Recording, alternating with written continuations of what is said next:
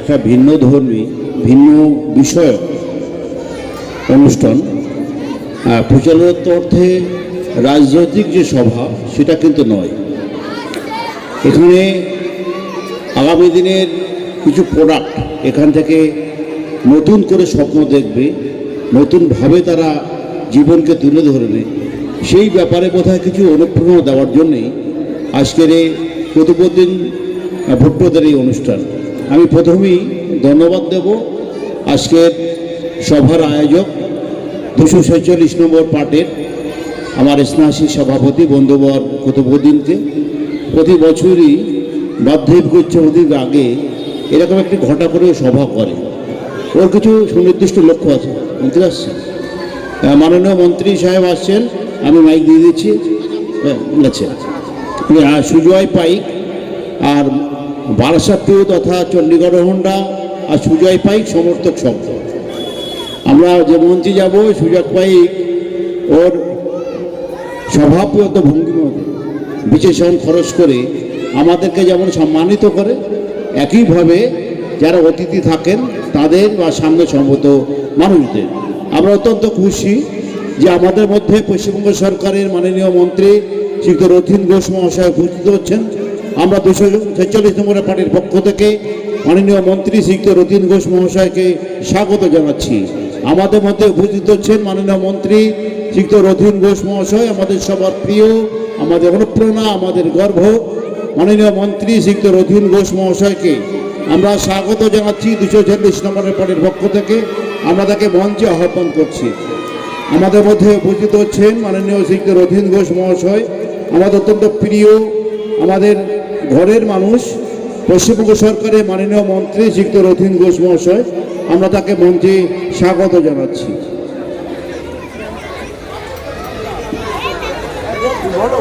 হ্যাঁ, আজ কথা বলছিলাম, মঞ্চে অনেক গুণী মানুষের আজকে সমাগম ঘটেছে। এইমাত্র মঞ্চকে আলোকিত করার জন্য আমরা আমাদের আকাঙ্ক্ষিত প্রতীক্ষিত পশ্চিমবঙ্গ সরকারের মাননীয় মন্ত্রী এবং এই বিধানসভার মাননীয় বিধায়ক শ্রীযুক্ত রথীন ঘোষ মহাশয় উপস্থিত হয়েছেন। আমাদের মধ্যে উপস্থিত অনেকক্ষণ আগিয়ে এসছেন বাংলা চলচ্চিত্রের অন্যতম অভিনেতা বাবাই দে।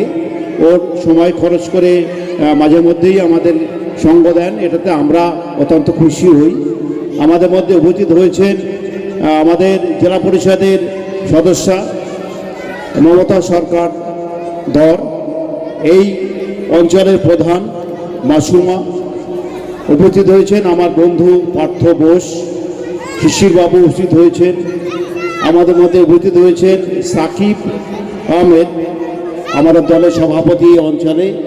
এছাড়াও আমাদের 246 নম্বর পার্টির সমস্ত সদস্যবৃন্দ এবং যাদের জন্য এই অনুষ্ঠান, আমার সেই অতি প্রিয় আগামী দিন সম্ভাবনাপূর্ণ ছাত্রছাত্রীবৃন্দ।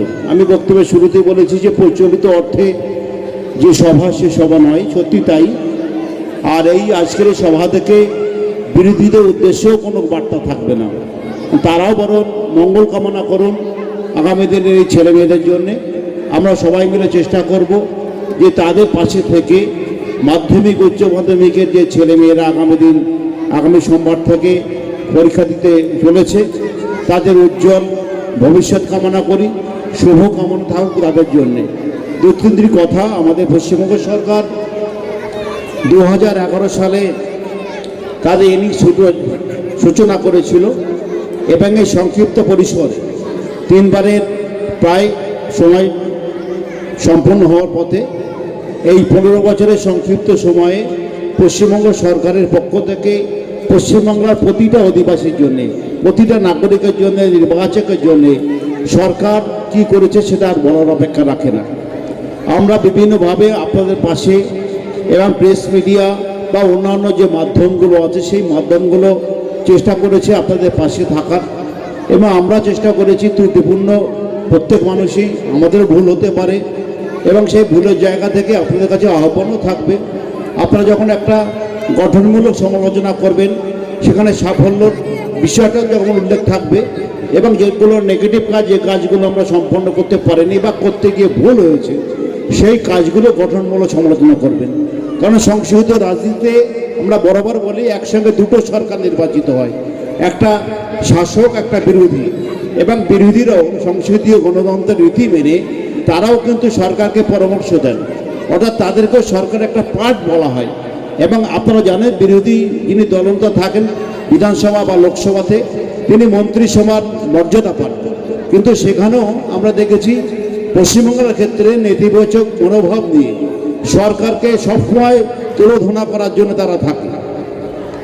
আমরা এই জায়গা থেকে আপনাদের কাছে বক্তব্য রাখবো একটাই, আমরা আজকে যে সভা করছি এটা মূলত মাধ্যমিক উচ্চ মাধ্যমিক ছেলে মেয়েদের জন্য, এবং সকালবেলায় আমাদের কুতুবউদ্দিন ভুট্টো যে 246 নম্বর পার্টির সভাপতি ও একটা রক্তদান শিবিরও করেছে, এবং সেটা তো সাধুবাদ জানাবো, কারণ গ্রীষ্মকালীন একটা রক্ত সংকট দেখা দেয়, এবং রক্ত সংকট মোচনে ক্লাব সংঘগুলোর যে ভূমিকা থাকে সেটা অবশ্যই ভালো, কিন্তু তাদের একার পক্ষে এই সংকট মোচন সম্ভব নয়।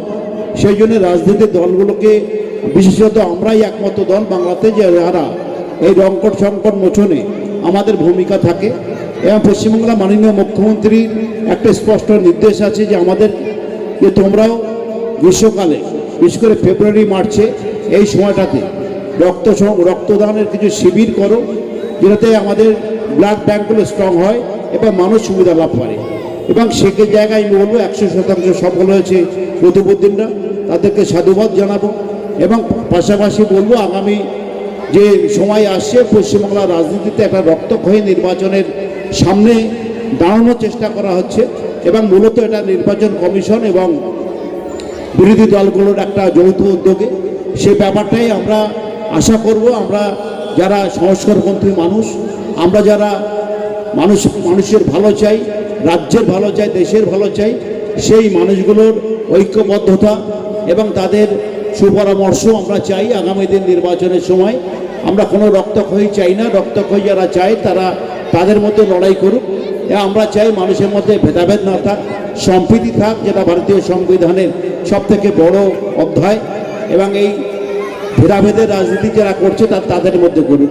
আমি বক্তব্য দীর্ঘায়িত করব না, আমাদের চেয়ারম্যান সাহেব উপস্থিত হয়েছেন মাননীয় নিমাই ঘোষ মহাশয়। আমি আমার বক্তব্য সংক্ষিপ্ত করছি।